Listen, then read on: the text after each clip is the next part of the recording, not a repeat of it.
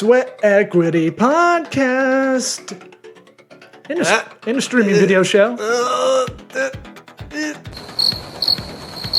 Episode 400. It feels good to be back in the studio. Back. I haven't been here in a month. I know. It feels Dogs crazy. went fucking crazy. This is episode 400. We're hyped. We did a lot of Big time. we did a lot of D-ball 400. We're roided up, dude. We got a pump on right beforehand. We're the #1 comedy business podcast in the world. Woo! Pragmatic entrepreneurial advice with real raw dog. Listen to us on anywhere you can find our podcasts. You know, your Apple Podcasts or Spotify. Subscribe, rate, review, share the show with a friend, a loved one. This episode sponsored by Squarespace. Create a customizable website or an online store with an all-in-one solution from Squarespace. Choose a website template and start your free trial today with a little linky link. There's a link in the description of this episode. Holler if you hear me. Linky link. A linky link. Link. A link to the past. Zelda, a link to the past link. You ready to get 400 going? Okay. Howdy toddy. It's called Sweat Equity.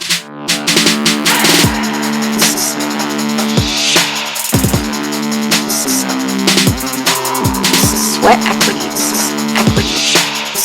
Sweat Equity. Sweat Equity. Sweat Equity. You are listening to the Sweat Equity Podcast. Sweat Equity. I don't hear anything. I think it's still playing. We're having headphone issues. We'll edit this in post or not. Either way. It felt like that Dane Cook bit where he's talking about going in the drive-thru at Burger King, and it's either like, or it's like, it's like I'm bleeding from the ears. Now I don't hear anything, but the intro music might be over. No, you're getting your. Oh, I hear voices. myself. Yeah, jackass. But I didn't hear the music. Okay, well, yeah, we'll edit that in the post. I Or don't know why it stopped. or It forget. was over it. Or I'll forget. Play a sound drop. Let's see. Money now. Okay. How's Lizzo doing over there? I took Lizzo off. Why? Because we were going to start doing a clean show. Why? Who said that? Thing sucks. I don't know. What meeting was that at? I wasn't there. I thought we threw it around a little bit. Well, no, you have to for the algorithm. If we do level up to focus on YouTube, which I keep saying I'm going to do. Oh, we could talk about that. That audit that came my way. Yeah. Please bring it up, please, because I love a cold email or cold LinkedIn message that negs you. Oh, yeah. Like, what is that guy's name? The pickup artist. Right. That his whole thing. Remember that guy? He's like 2007, I think. Yeah, people swore by it. And a lot of dudes I knew that couldn't pick up women, they would try the pickup artist. Right. And it was one of those things where it was like you go up to a girl and you go, you're not that fat. Right. And then just kind of walk away or something. Yeah. Or just stand there until Your they haircut's okay. Well, they'd be like, I forget Fine. the whole, there's a whole like psychological tactic. And it's like, yeah, that's great if you want to pick up really broken women. Right, yeah. And just have sex with them. Not really make any sort of connection whatsoever. Which for me, never had a one night stand. So it's one of those things where never had a pure one night stand, I'll say. Like you met someone that night, took them home, had mediocre sex. Yep. And I then, had one way back in the day. Lay it on me. I don't know this story. It was at McDenton's, I think, JP, friend of the program. Local sent me bar? Pictures, yeah. Your local bar was that Friday has, nights of women drink whatever the hell they want, and average age is 23 probably there. we can't go there anymore. We're not Oh, welcome no. there anymore. But if you're Absolutely 27, you're like a fucking geezer. not. Right. But yeah, it's still around, which is unusual for bars like that. That get the early 20s crowd. It's been around for like 25 years now. But you met her at McDenton's. How about this plastic cup bar? Yeah. That's what a you perfect way need put to it. know. Yep. I mean, there's not much to it. She wasn't that hot. Obviously, one night stand girls are not Was it the big bouncer lady that worked there? You know her? She beat up my friend, Whoa. my buddy Vince. She bounced him out of the place. Whoa. And he's no small potato. Yeah. He's a Whoa. pretty strong guy. And he got whooped by her. Okay. We're friends now. Well, speaking of getting whipped by women, She might listen to this show. What up, girl? I got this email breaking down our YouTube channel, which we cold- don't give a shit about. Cold email. And I don't think this is definitely set up to make you incensed. Yes. This is an email that is sent that makes it look like she actually looked at it. So she kind of got you a little bit because you were pissed. A little bit, but she didn't BCC people. She just put, the other people's emails that she sent this to. Oh, yeah. in We the should two reply line. back to. Yeah, reply all. Uh-huh. Is everybody else's thumbnails not impressive? She says that in this email. SEO is not or optimized properly. The design of your banner and video thumbnails are not impressive. There are no channel trailers. Video SEO score is very low, and you need to promote social media platforms. To be fair, she's right. But, Yeah, I know, but the thumbnail part is not. We got good thumbnails. well, I She haven't. right about everything. No, she's right about everything. Shit. I haven't uploaded. How much money should we pay her? This is from Fiverr. Yeah. Oh, a Fiverr. Yeah, I Well, didn't even Fiverr's see that. To everybody out there. Fiverr used. I heard about Fiverr on Tosh.0 Right. when you used when to it do was still for $5. Yeah, $5, and you could get people to do ridiculous stuff. Mm-hmm. Or like, I got a British lady to make my voicemail for a job I had. Yeah, that's cool.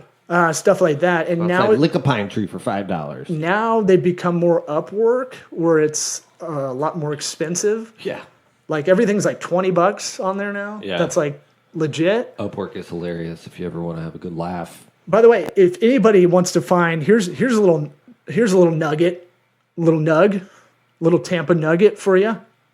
Not We're all waiting. not the cigarillo. We're all waiting. Go to socialwick.com, not a sponsor, but if you want to get a bunch of fake followers, fake likes, Oh yeah. fake subscribers, if you're starting a brand and just want to, I only do it initially, usually, or like where we're at, like we'll do it for our YouTube channel because it's kind of dead. Yeah. And we're like, hey, maybe this YouTube thing's legit. Mm-hmm. Maybe it's going to stick around. I guess. 15 We've totally years in. ignored it. Right. But it's one of those things where I've been helping a couple brands out, and I'm like, well, you want to get going on this platform, you don't have any followers. Shame. I know. I go, everybody does it. And if you really think about it, you're going to do it one way or the other. Right. Right? You You're do it gonna- the long way or the short way. Well, if I'm a brand too, and I need to look bigger than I am, I want at least like 10,000, followers on Instagram or subscribers on YouTube. And it's actually, I think I looked up like 100 subs on YouTube is like $70. Yeah. But if No, you're talking $7. Sorry. Right. And if you're talking about a big time company, doing any sort of numbers, like that's not that. Mm-hmm. You can get it where it needs to be for, and it's one time thing. They do go away, some of them they don't retain, but most of the time, it'll stick around for you get like 60% stick around rate. Yeah, know? no, I mean, I forget which accounts I did them on for my personal ones, but I think a good majority of them stayed for at least a while. Yeah. But, trying to put out those reels, and Right. I'm trying to get I can't figure out a rhythm to do it for us. I just need to at least clip something out as soon as we're out of here. I know. We've got high quality video at our fingertips. We don't do it. Right, and I look like shit. So I'm going glasses on It's because, pretty cool. yeah, I don't feel great. Okay. Well, that's different. Comes from the inside then. Well, I'm a little burned out because I fucked myself over nerding out on the weekend when I knew I should. I was like, ooh, I don't have anything planned. I don't have the kids from Saturday afternoon until next Thursday. I'm gonna get I'm gonna get so much stuff done. This never-ending list, I'm gonna fucking murder it. And I was already in a good work. You get in that mode The where momentum of it. yeah. Like I just did that thing. I'm going to do another thing now. yeah, I think of it as a productivity boner. Like you're just like, You gotta bring boners into everything. Right? Well, What? By the way, that censoring thing, it's a 10-minute good boy clock. So apparently is like, now we can start. yeah, no, I've heard a lot of podcasts that go, you got to wait 10 minutes until you can bring up that Butt eating. disease that got around everywhere a couple of years ago. I don't even want to say really? it. Yeah, because we can get flagged for that. If we ever do get monetized, this video could get demonetized. Big deal. Zika, Zika, Zika. Ebola. I'm not scared. So there's a lot of that. If you talk about that specifically, That's or weird. talk about using a 4-letter R word, it doesn't even matter if you're like, What is the 4-letter R word? it's not a bad word. It's when you kind of foist yourself aggressively on a woman. Oh. You know that? You can't say rape. Well, now, great. Well, We're past the 10 minutes. And I'm just guessing what you're not allowed to say. It's not, we're not even talking about yeah, it. let's do this like let's do this like password. We're absolutely like not supporters of it or anything. Jesus. No. It's not. I mean, God, YouTube, get off our backs about it. I'd like to say this show is, and I don't need your clearance or approval to say this. We are an anti-rape podcast. Yes. Obviously, you can. Maybe the say number that. one anti-rape podcast. You're right. I think we are. I think the number one anti-rape business comedy podcast in the universe. Oh no, we're both. We're both the number one business comedy, business/comedy/business. But we're also the number one anti-rape I podcast. know, but if no one really listen has that together, title. then we definitely have it. It's like climbing a mountain before anybody else. No one's really claimed it. We're claiming it. It's ours. Yes. Mount Comedy Business. That's how you do Donald Trump, like number 45, number what, 44, 46? Is that what they're saying? What? What president number is he? 45? I don't know. I've been hearing a lot of like people like, he's coming back, dude. 45 and 47. That's their code. Why not? That's the code, dude. Why not? DeSantis We're all gonna kick here. him out. We survived, so whatever. So Bring it. plus, I don't think he did that bad of a job, but that's just me. Look, we got a lot of things going on in the world that is fucking crazy. That Ohio railroad stuff, where there's literally We'll get to that. it looks like a nuclear Americans. fallout is over. Right. There's chemical clouds blocking the sun. Did you know in 2022 a movie came out Yeah. On Netflix. called White Noise about a train derailing and the town around it having a chemical disaster Yep. filmed And, in East Palestine. yeah. We're living in the Matrix. This is stupid. They're not. The writers are getting lazy. I think that I every time I hear we live in a matrix, I always feel like that's a lazy thing. That's like I saw the Matrix. That's what the Matrix That's probably wants me to think. right. I feel like that's an oversimplified kind of thing to say. Not to rag you. Well, it's a very You're my ragu. fun coincidence. No, that's Not for those people. That is weird. But for That us. is creepy. But I would bet if I'm playing pragmatist here, armchair pragmatist, Monday morning pragmatist. You would bet that some location scout was like, place is just. They're also like a civil engineer, and they were like, this place is ripe. Yeah. For a Actually, train yes. derailing. That's where I was going. Yeah. That's what you think happened. Well- that the people The fact that- scouting the location of the film were like, oh man, this looks like a shithole that's going to go up in flames. The probability of it happening like that, even if you pick the worst spot for that to happen in, yeah. But apparently this stuff has been looming. Like the unions are fucked up because they're mad because they're overworked, and we don't pay attention to it because it's the railroad, right? Like How are those not just kind of doing their own thing at this point? well, and you're not checking the tracks for quality. It's not like you only probably find out if the tracks are fucked up if something fucks up on it, Right. right? I mean, don't they get to drive those cool trucks that have the train wheels on them, and you drive it up on there, and that's how they do it? Yeah, but what is it? Why are they not doing What are that? those I would petter ass love ones that going to job. do? Let me do that job. But those are jits. Like, what are they going to do? Those guys, it's got to be like, They could be like, hey, it's broken here. Somebody smarter than me, come fix it. yeah, but those guys are probably on the level of like a Chick-fil-A mascot guy. Like, it's not like they're probably crackheads running those things. I mean, you would think. How are they not automated? I don't know. Yeah, that's what I'm saying. But well, a part of it's because there's no money to put into it. It's not like the infrastructure with highways and stuff. There is like I don't know. government subsidies in it, but it's not paid attention to nearly as much because it's icky and it's logistics and it's distribution and it's gross. And then it's also owned by a lot of big corporations. Yeah. So, We got to move our chemicals somehow. well, yeah, I mean, And those chemicals are not cheap. look, I watched The Prestige recently and I was like, man, I want to ride the rails in Colorado. That looks fucking sweet. Yeah. Trains are fun. The Prestige. Like a good train ride. Yeah. I'd just love to go. I'm going to spend a week on a train and just choo-choo around, you know? Like that Wes Anderson movie. Yeah, the Darjeeling, Darjeeling Limited. which I like better than How The Life dare Aquatic. you? What? That movie's a downer. Yeah, it's not one I would put on a lot, but if I No. saw it on, I might Life pop Aquatic it on. is fun and just, Well, your fiance just blew my mind, and I still don't believe it. And I got What did I say? I said, let's not talk about it in public. Fine. No, say it. No, you say it. What, her I'm not gonna favorite say- movies. She gave her 3 favorite Her movies. favorite movie is Life is Beautiful, the Italian No. Holocaust movie. Oh, I thought you were going to say The Italian Job was one of them. No. I was like, nah. Green Mile was one of them. Bummer. Yeah. And then American History X. Yeah. What was that last one? I'm sorry. It's about American history. Oh, and Malcolm X? I think it was part 10. Part 10 of 10. She loves Ethan Suplee. That's her favorite actor. That's a deep pull that I know. I do not get. He's the fat guy from What? Mallrats. What? That's now jacked. Have you seen him?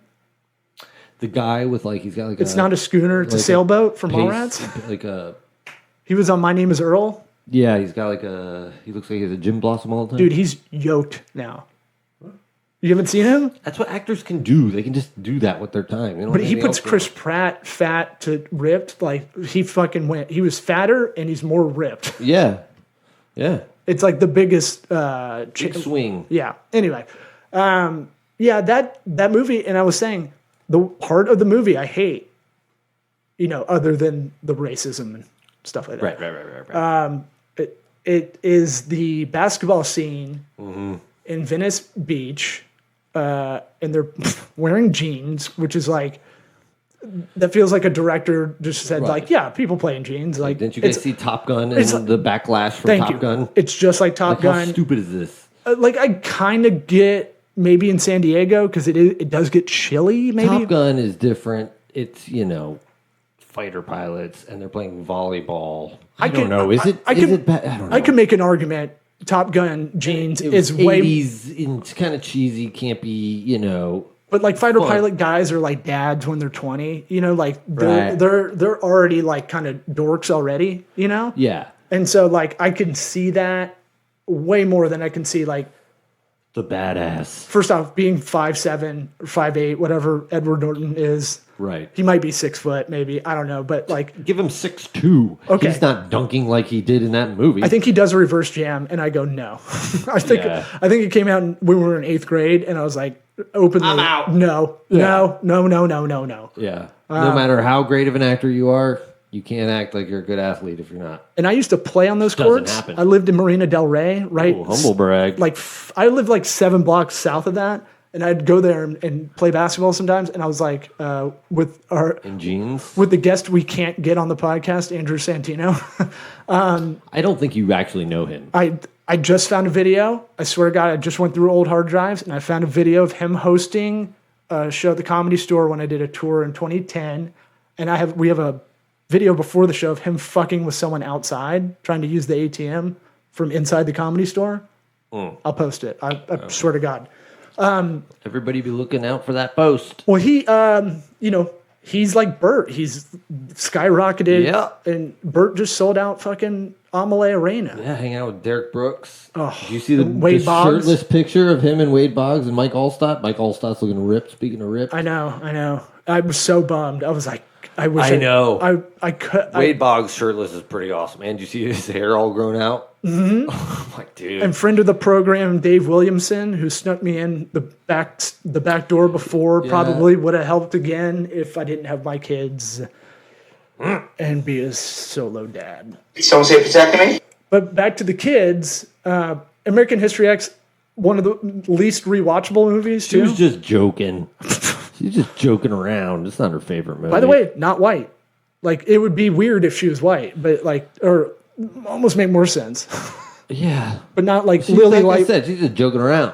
Yeah, that was a joke. This is a, joking look, around. It's a That's comedy not her podcast, favorite guys. movie. It's That'd be crazy. It's a comedy podcast, y'all. Everything we say is under the guise of It's all comedy, jokes. and We're so just joking around. yeah, so everything's under allegedly umbrella. Yeah. Just put that at the beginning and at the end. In case she sues you. So I nerded out. I made fun of you first for nerding out on. Thank you. Here, let's start this way. Let's go macro to micro. Go back out. So we're finding out the NFT stuff almost seems like a Ponzi scheme setup at this point, right? Right. And it does seem like a very, if you want to get conspiracy with it, I think when the dust settles, we're going to find out there's a lot of money in it from a very few people, right? In the beginning. I would believe that. To create this marketplace, right? To create this intangible, a non-fungible token. Right. And I think it makes more sense to go old man on this, to go for tangible physical collectibles. The collectibles market, if you really see how things are going with tech, less things are going to be tangible. Right.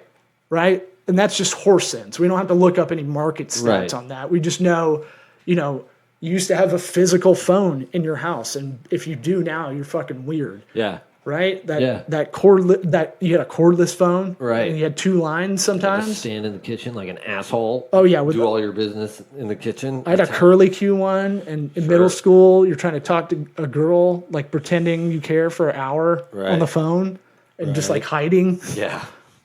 Close the door with the curly Q phone in the other room. Yeah. And so, like, there will be a lot less things. How about that? Yeah. Not to sound like Louis C.K. or something. I mean, but there's but- just going to be less things. To go back to the Ponzi scheme thing, lots of things are Ponzi schemes. Our money is Ponzi scheme.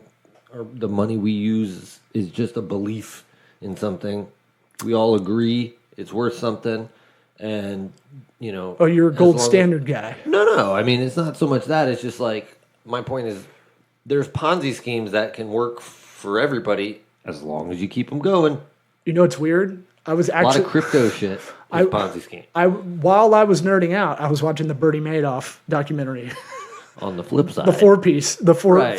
four-piece series. yeah, While going through this, I didn't even put these two things together until now. Just good. Sometimes classical music, sometimes Bernie Madoff's family crying about how he didn't really do anything wrong. yeah. So you're kind of already into it with shoes. You're a sneakerhead. Right. I don't like that term, but that's all I got. Right, but I feel I like- wear my shoes. I don't. I mean, I collect them because I have a bunch of them. But and I do have that hunger where I'm like, ooh, I have to have those sort of thing. With that, I would get the same way with a collectible. Maybe. I'm glad I don't have it. Like I was telling it, I went out with a girl and I go, I am so blessed. I don't have any kinks or fetishes, right? Because I feel like that's a huge time waster as well as like mental RAM space, Right. right? Of like me just looking for feet to like, Yeah. or whatever quicksand porn. Yeah, you have all these fucking. You need to have a to-do list before you want to get romantic. Right. I was like, I mean, I'm very vanilla when it comes to all that. So I hope that works for you. Right. If you're into stuff, Having you know. sex is pretty cool. Yeah, vaginas are great. They're I don't pretty need cool. I don't need much Cool more. with it. Yeah. And I feel that way with some of this stuff, getting obsessed with like shoes would be one that I could get into. Yeah. And I would spend a lot of free time time I should be doing something else, like ogling. I will say The cross trainers. the trading cards have taken up way more of my time than the shoes ever did. Mm-hmm. Just a little background. Law and I were once young children with dreams, and around, I don't know, I think I was like 8, when I started collecting comic books, comic book cards, baseball cards, all that stuff. And you just have baseball, right? And other sports, but you didn't nerd out as hard as I did. I had some comics, but I, as you know on this show, I can't read very well. Oh, I didn't even read them when I was a kid. So I never really liked the thing of buying them and then never being able to flip through them. You know, like I'm with you, like with the shoes, like you wear them, Right. They get utility. But if you bought them as an investment, that's a different thing. So Yeah. it's kind of tough because you toe both lines. Like cards are a little different because you can't really play with them. No. And so they need to just kind of sit there. Right. So go ahead. But you Oh, were, no, I was just saying I guess I busted out the cards. And I used to have a coin collection. And I hit you up. Oh, I got a bunch of coins in there, too. Really? Yeah. Actually, my dad gave me those to give to Jess's mom. My dad did it have the little penny loafer slot, and then it's like you need to get a quarter for every year. Yep. Yeah, that's what I had too.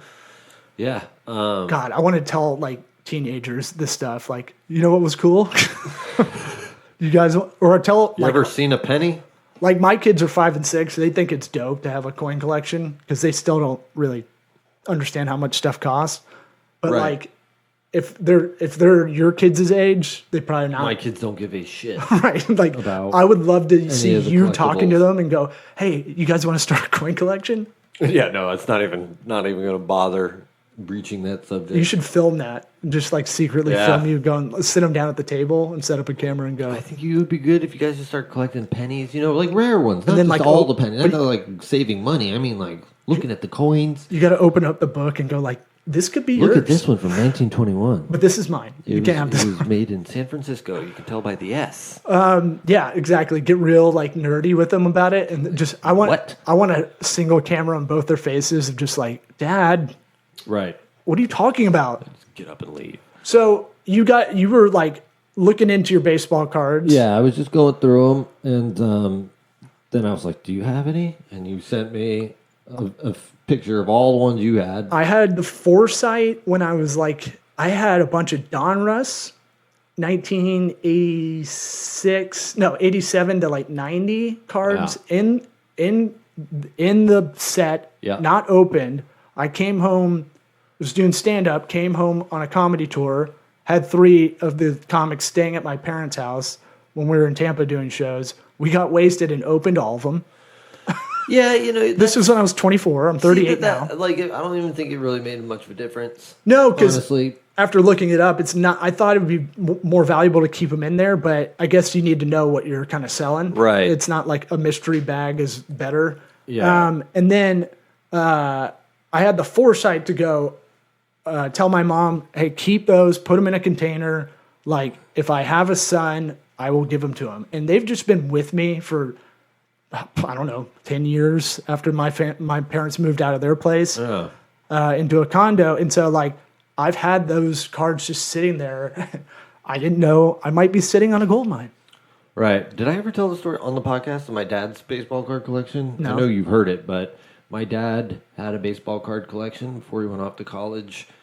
Oh, you He did tell had- me. You told me this. It's yeah. like he looks at cards now that are worth $100,000. He's like, I had that card. I had that that's card." just torture, dude. He had literally just garbage bags full of them, and my grandma gave them away to some distant relative who then took my dad's card collection and made a career out of it. And now he's like an expert on trading baseball cards. Can we That's get all him he on the does. podcast? Maybe. Too, because I was like, we should leverage the podcast, get a guest that can explain if we have cards that are worth a shit. Right. Can you just do it here instead? And so the physical collectibles market will reach $692 billion by 2032. And so, it's all about uniqueness and scarcity. Yep. Baseball cards, especially because I was slacking you about. I was like, I just spent. I went through them and I was like, So I gave you mine to go through. You separated a bunch into a box in a cardboard box. Yep. Like not protected for a lot of them. No, I was glad you did it, But I started doing a thing with my kids, and I go, I'll give you 9 cards every night. And I go, these are worth something. Not thinking maybe I should look these up. Yeah. And I started That's giving. why I put them in the box. I know, I didn't think about it. I just was like, I just kept thinking this is a nice thing to do. And then I doubled back this weekend after like day 4 of doing this. Daddy, I made an airplane. And I was like, I should maybe look into some of these cards just to see the value. And then I went down a rabbit hole. I haven't done something where I was like, okay, I'll cut it off at like 3, and then I looked up and it's 6. Thank you. Yeah. Because I did the same thing. I'm like, well, I gotta find the one without the dot after the C. And I was making fun of you. And you made fun of me hard, and then I was like, yes, I got you. Well, at the time, you were kind of like looking for the next thing you were doing, and Right. it's like, are you just chilling? Right. Looking Eric, at Beckett's. Maybe look at the So- jobs. So like the part, and now I empathize. Part of the problem with baseball cards, especially, is the valuation. There's no one real space to look up value, right? Yeah. There's a market price, and then there's like a value price set by an authority called like PSA, and then there's a bunch of other ones underneath that. Right. But PSA seems to be the one that you'd send cards to get officially checked. Yeah, Right. and they look at the condition, and something that's crazy that not everybody might know is like it's not just like are the corners bent. It's like was it printed directly in the middle? Was it completely perfectly centered? Right. Which obviously, when you think about it, yeah, that makes the card a more perfect card. But I never would have thought that. Like I didn't print the card. I thought once I picked it out, it was on me, And it's like no, it's not just what happened, what you did with it. So yeah, every deck has its own every brand and then like year has its own uniqueness to it. Like it'll have its own like unique set of cards or errors Right. that make it. But like so our sweet spot seems to be like 86 to probably like 93. Right. Which Right. was a terrible time. I mean, the 80s, late 80s, that wasn't as bad, but the early 90s was, they just flooded Yeah, it. upper deck I thought was tight because Right. it's glossy Holograms. and then a hologram and and those are dog they're shit. everywhere. They're everywhere. Right. I started looking up like how many cards were printed per brand and then like going, oh, that's why Upper Deck sucked. You Right. know? But my short notes for anybody listening that's made it this far is 400th episode. if you have any in that era, King Griffey Jr. seems to be like the number one. Yep. If you got any of those. King Griffey Jr., Barry Bonds, Bo Jackson, all the Nolan Ryan, if you Nolan go Ryan's all a the big way one. back to Cal Ripken. Ripken, you got to go all the way back though. Yeah. McGuire. If you can find the Billy Ripken fuckface card, that's great. That's the misprint. biggest one. That's yeah. the best one. There's a misprint. That's but just the coolest he one. had fuckface written on the nub of his bat, and then- it was in the baseball card. And I was going deep, dude. Did you know there's Topps Tiffany cards that were printed? Some were printed white on the back instead of gray, and those are way more valuable. Those are like 4 times more valuable. So if you had King Griffey Jr. Topps card or whatever, and it was printed on what they call the Tiffany, I don't know why, but white instead of gray, Yeah. it's like 4 or 5 There's times. all kinds more. of weird shit like that. But I feel like that is just from that period. Like now, I don't think they have that same level of error cards and stuff like that. But what they do People fuck up. is there's a lot more like tiers of, an NBA basketball card set. Like they'll have like 5 different kinds that are like one's way more expensive, one, and they all do that now. It's all algorithmic now, Right. right? They've got models that probably set it up years before they print them. You know, like exactly. I did see they did like a 1987 style of cards that came out in like 2020. That some of them are I got some. but they're only like we're only going to print 3 on the purpose of making this like very scarce or whatever it is. Yeah, but that's what's interesting is after really digging deep, I was like, damn, I feel like the best way to make money, if you're just looking to like buy and sell and like make some quick money, is buying new cards and looking for rookie cards. And for example, flipping them. Like Trevor Lawrence, right? Mm-hmm. Good hair. May or may not be a great football player, but I got a Trevor Lawrence rookie card that like I want to send off, get it graded, and then sell it now. before, he becomes a true Jacksonville Jaguar and starts to suck. Right. Well, So it's just, it's a weird. but that's the same logic you had when you were a kid. Not really, though. I didn't realize that. That I was just holding on to it forever, thinking the longer I hold on to it, the more it'll be worth something.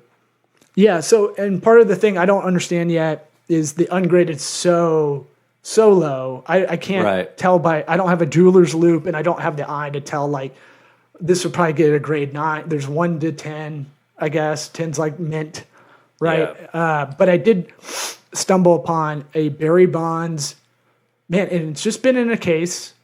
And it's weird that I just feel weird that it's been sitting there for decades, right? It's a 1987 Topps chewing gum trading card, Barry Bonds rookie card that has 4 or 5 errors on it. Yeah. And so are you convinced that you got the legit deal, like 4 error card for real? Oh, dude, I wouldn't have slacked you if I didn't like look at it for 20 minutes and like, holy shit. This amount of shit. Well, because I was like, if I slack him and don't really look at this is just going to be backfired. Plus, I need to find out now. Yeah. While I'm nerding out. I've done it 5 times where I'm like, I'm going to be so rich from this. And Well, it's like, oh, there's 100 of these. But it's like you said in Slack, it's like, it's either worth $6 or it's worth $70,000. Right, exactly. Somewhere in between there. And you're like, fuck. And then now we're talking about like, let's send 10 cards, let's put them together to send a PSA. No, we're going to do that. It costs $20 a card to do. So there's and then we have to buy insurance on the shipment. I know, but there's stuff you can do. They have like memberships and stuff that we can do temporarily to get I looked into it. I just want to do it with what we think the highest value cards we have are. Yeah. And, because if you get that official stamp on there, then you've legitimized it. It's not right, because apparently there's a lot of people that fuck people over online too, right, with this stuff. And so I would try to go to an auction house first, maybe, because they'll do all that shit for you at a VIG, but then you don't have to worry about it. Yeah, but they're not a recognized grading source. No. I'm saying get it graded, and then if let's say I do have this Barry Bonds card that is in mint condition because it's just been in a case. Yeah. The whole time that maybe that's what you do with like cars, right? Right. And they take a big VIG, but they will get probably more than you would peer to peer, like on eBay. Right. And then dealing with baseball nerds, I'm already getting anxiety of just like fucking. I know there's no way that's just an easy sell. Right. Yeah. They'll pick it apart. Those fucking nerds. Well, I think we did it. Yeah. I'm glad we didn't spend the whole episode nerding out because I could really go through every. I know we could go for another hour. I have my old collection up of stuff I just earmarked.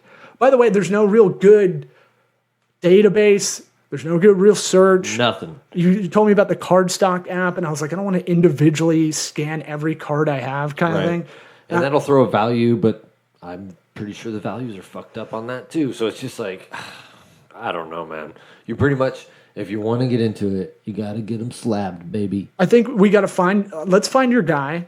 And this is like with anything, right? Where you want to get into whatever industry, let's find someone we trust because there's a lot of not so trustworthy stuff in the collectible market, right? Mm-hmm. Let's find people who've been there. That's why we have guests on this show to tell us about business because they're the expert in what they do usually. Yeah.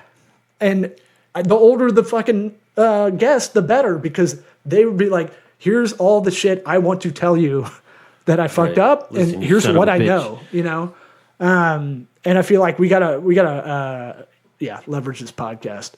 All right. Get an expert on it. I'll text my dad. Let's call Mr. Beckett of Beckett's Magazine. All right. All right. Good job. Good job by you.